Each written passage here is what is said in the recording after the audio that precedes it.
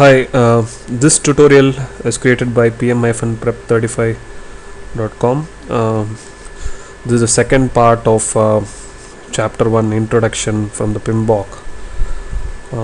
In this I'm going to cover the details regarding project management and other aspects part of the chapter 1 called introduction. So continuing with the first part, PMBOK has 5th edition has 47 processes spanning 10 knowledge areas and 5 process groups. Although we will get into detail about what is a process group and what are these 5 process groups and what is a knowledge area and what are the 10 knowledge areas. To give an overview, the process group is more in lines with how project management activity can be grouped for a specific project life cycle, or it can be within a phase of a project life cycle.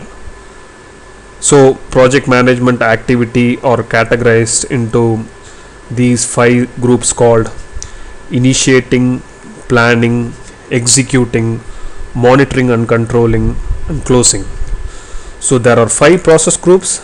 Number 1 is initiating, number 2 is planning, number 3 is executing, number 4 is monitoring and controlling, number 5 is closing.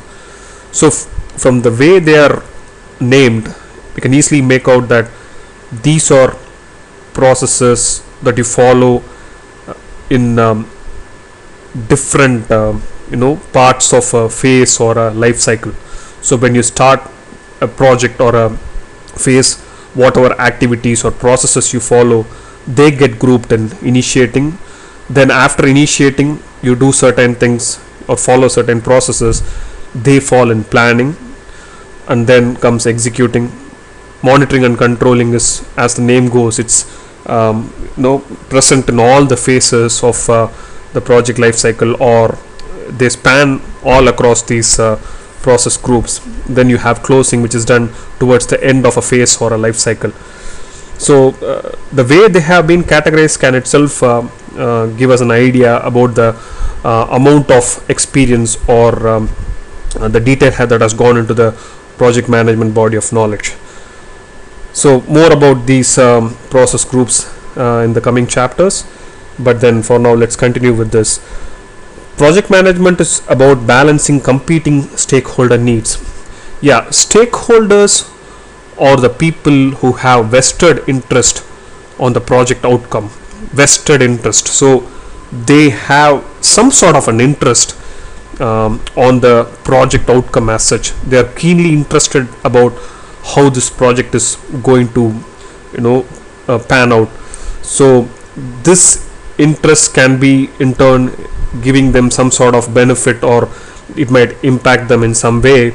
So that's why the stakeholders are people who have an vested interest on the project outcome.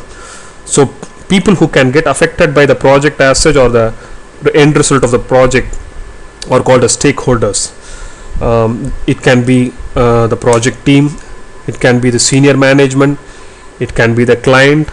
So we can get an idea of who can be called stakeholders. Project management is about balancing competing stakeholder needs. So there might be multiple groups of stakeholders, and you might have to decide whose interest is really important. So they become your key stakeholders. There might be a lot of people involved. There might be your family involved because you have tight schedules and you have to spend more time on job. But then you might have your client as the most important stakeholder sometimes. So you're balancing competing needs in this scenario. So that's where project management is about balancing competing stakeholder needs. So when I use family and customer, you can substitute the family with the project team. So you might have to juggle between the interests of the project team and the customer. So project management is about balancing competing stakeholder needs. Stakeholders have a vested interest in the project outcome. Stakeholders may have negative or positive influence on the project.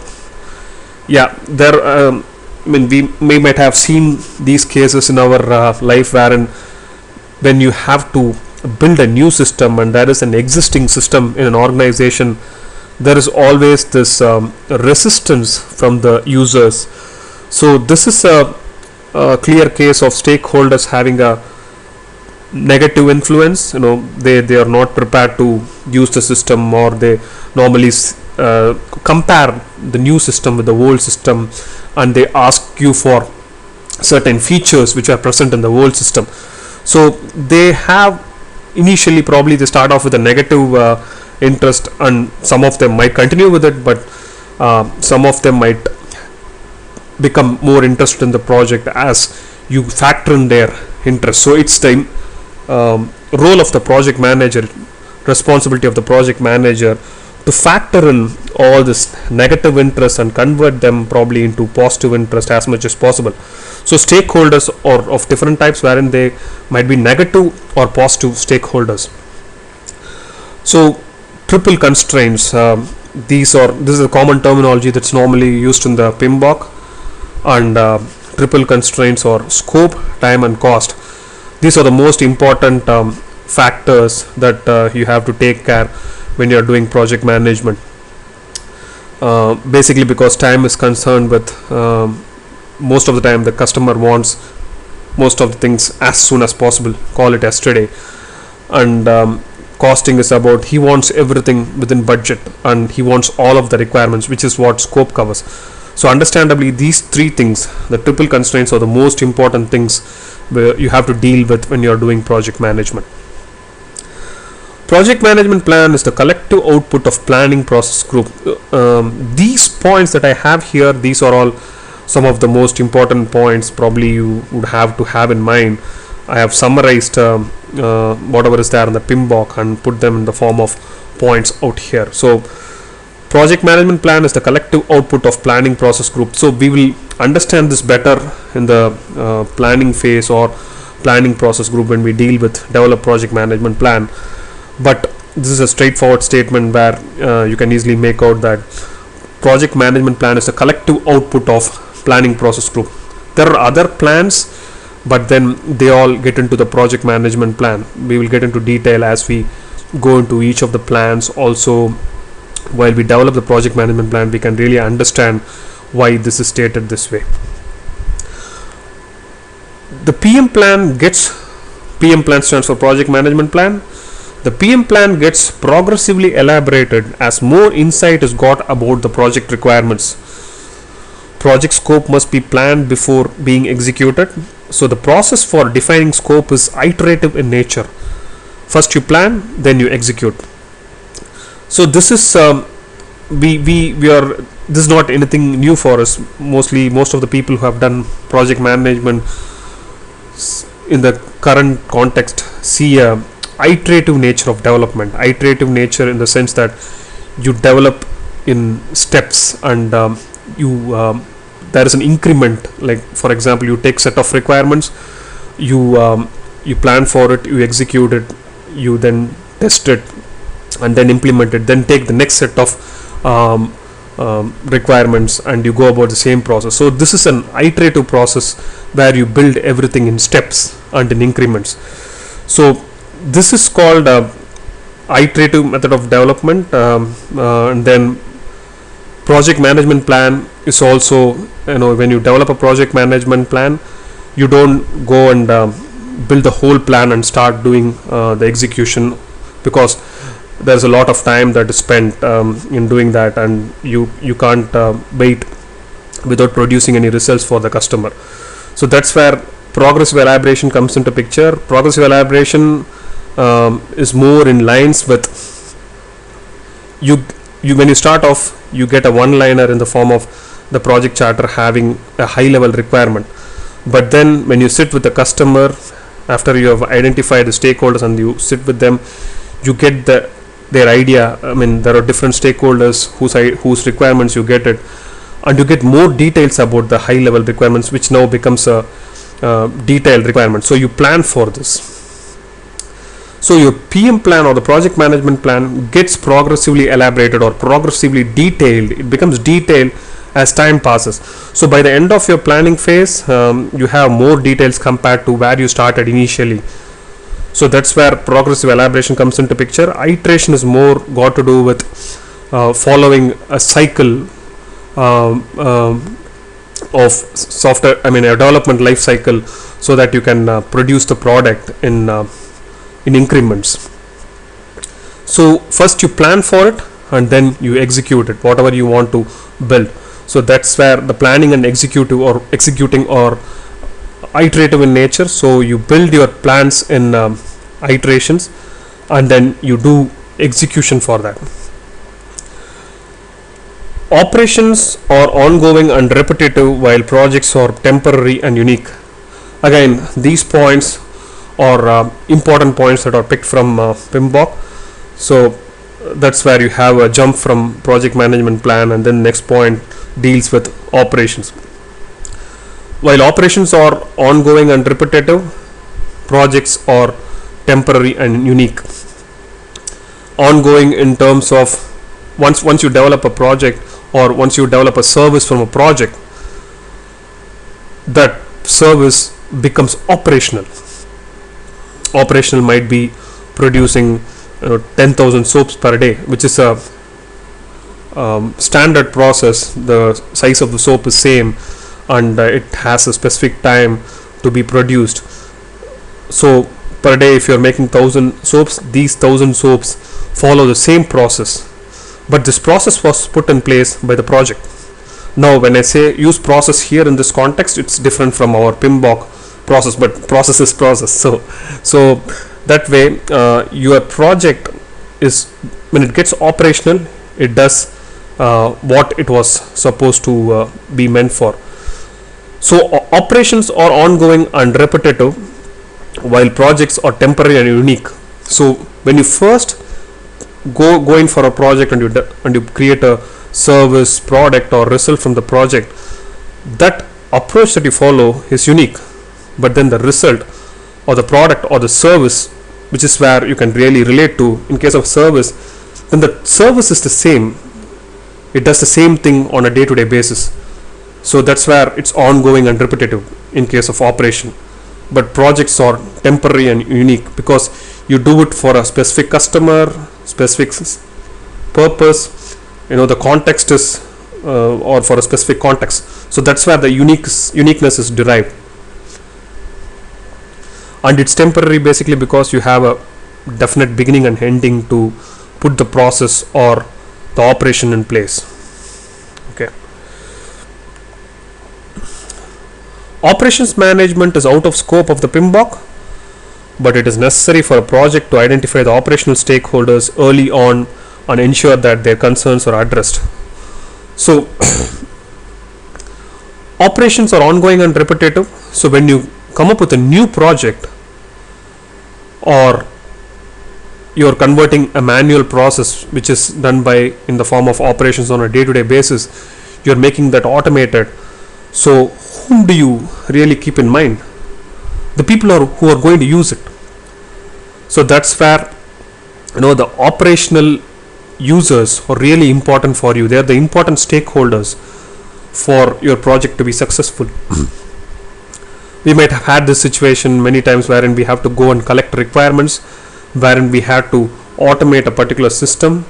So we might have to deal with people who have done manual process. We would have to understand how they have done and then factor in all their requirements.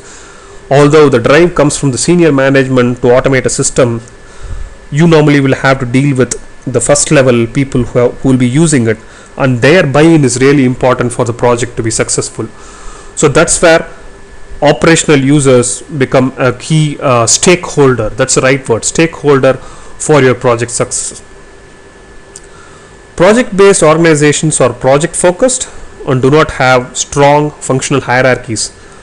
They form and dissolve teams based on the project needs. So we would see different kind of organization structures probably in the next chapter. The different kinds of organizational structures are functional organization, then you have matrix organization, then you have the project based organization.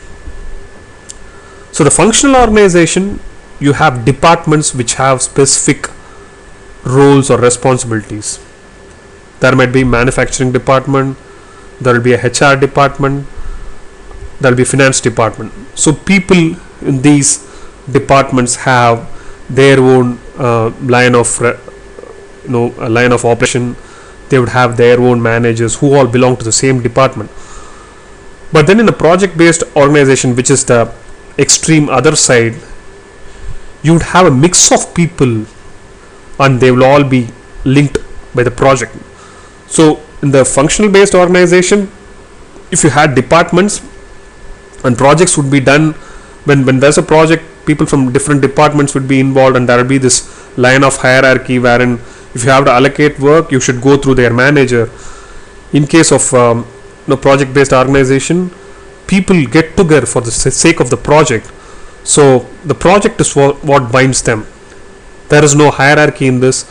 It is important to facilitate the project's work rather than thinking about hierarchies here. So that's where the project based organization is different from a functional organization. The matrix organization falls between these two. So we'll get into detail in the further chapters, but project based organizations are project focused. Here hierarchy doesn't have much place, and do not have strong functional hierarchies. Yeah, they do not have hierarchies, but the project has to say. They form and dissolve teams based on the project needs. So for one project there might be team members A, B, C.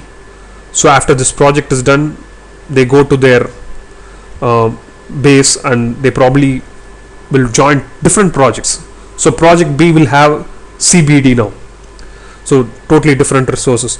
So people join and dissolve just for the sake of the project.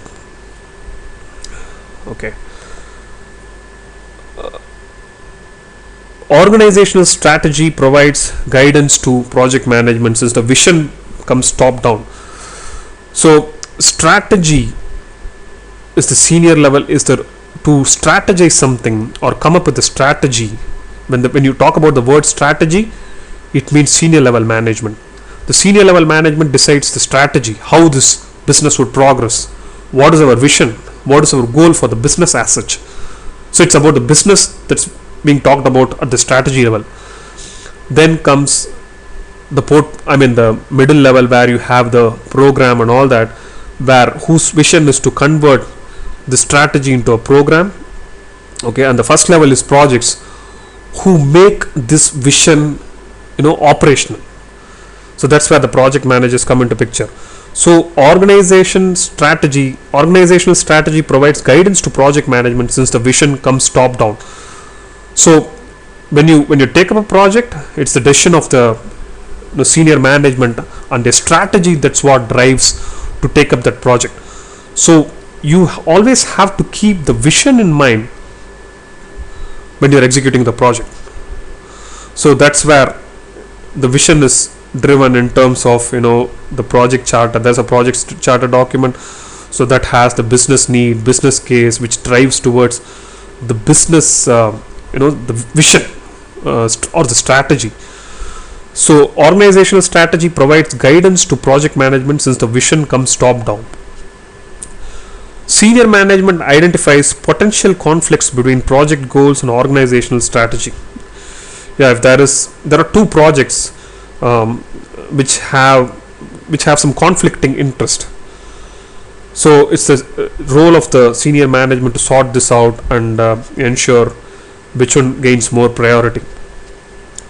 Projects must be aligned to the organization's strategic objective in order to maximize success. Yeah, so strategy, if you're having 10 projects in 10 different areas, then that is what the management probably is looking at, growing in 10 different areas. And if you want to maximize your share in a particular market, then they probably will go about taking 10 projects in the same area. So these are all some of the examples, and there are various such examples. So idea is the strategy is decided by the senior management, and that's what supports getting a project as well as driving a project and enabling the project managers. Business value is the sum of tangible and intangible assets. So this is one statement that we probably need to remember. All projects try to maximize business value irrespective of profit or non-profit based organizations. So when you say intangible assets, tangible assets are something which is movable property, and when immovable properties you have land and all that. But when you say intangible assets, we are talking about goodwill, brand name, brand value and all that. So business value is the sum of tangible and intangible assets. All projects try to maximize business value irrespective of profit or non-profit based organization. So non-profit based organization also have business value because they are working towards building a product or a brand value. So if you hear to a name and you can make out this is a non-profit based organization, then that's out of the intangible assets or the brand value that they have created. So both profit based and non-profit based organization try to maximize their business value. So the business value can be in the form of tangible assets which you can see, you can sell it and things like that, and intangible assets which is more in lines of goodwill and all that. Organizational governance criteria can impose constraints on projects. So how the organization wants to conduct business, how they want to handle projects, how they want to have hierarchy within the organization, how they want process to be followed, these can be constraints for a project. Because if I say I have to have whatever might be 5 levels of review, and that's my governance criteria, that's how my project should be governed, then I have to have that in my projects. So that will affect, that's a constraint basically, because I have to factor in this time in my schedule, and I somehow need to have this because that's a governance that's told by the organization as such. So these are some of the constraints. Probably we will look at a lot more something like an enterprise environmental factors, which deals with organization hierarchy and market demand and things like that. So these are all constraints. The project manager must ensure that the resultant product sticks to the organization governance criteria in order to maximize project success and provide business value. It's important to take care of organization governance criteria, policies, and also to ensure project success, because he is dealing with multiple needs or balancing different stakeholder needs here. The project managers need to have good leadership skills among other interpersonal skills like negotiation, team building, influencing and coaching, etc. This is one important role of a project manager. He needs to be good at negotiation, people handling. He needs to be able to influence any situation where he is not able to get things done. He has to mentor and coach people whenever there is a need. So functional organizations are strongly hierarchical and department based, while project based organizations are project centric, and matrixed organizations fall in between the two, with weak matrix leaning towards functional side and strong matrix towards project based organization. The project manager reports to a functional manager in a weak matrix organization or functional organization. So when you talk about matrix organization, the matrix organization falls in between the functional organization and the project based organization. Functional organization towards left end, it is strongly hierarchical. Project based organization towards the right, it is more project based, there are no hierarchies. When you talk about the matrix based organization, it has the best of both worlds. So you will have hierarchical structure, but then for the project people will get together. So when you talk about weak matrix organization, from the word you can make out it will fall towards the left side, which is the functional organization. Mostly in case of the functional organization, the project manager is weaker and he reports to the functional manager. In case of project based organization, the project manager is stronger, and he probably will report to a PMO or things like that. He will have his own hierarchy there, or project based hierarchy. But in case of functional organization, the project manager is just a manager is a lower level manager or lesser experienced manager below the functional manager. So in weak matrix, which falls closer to the functional organization, the project manager again reports to the functional manager, and he's a lot more weaker. He has to look up to the functional manager to take decisions.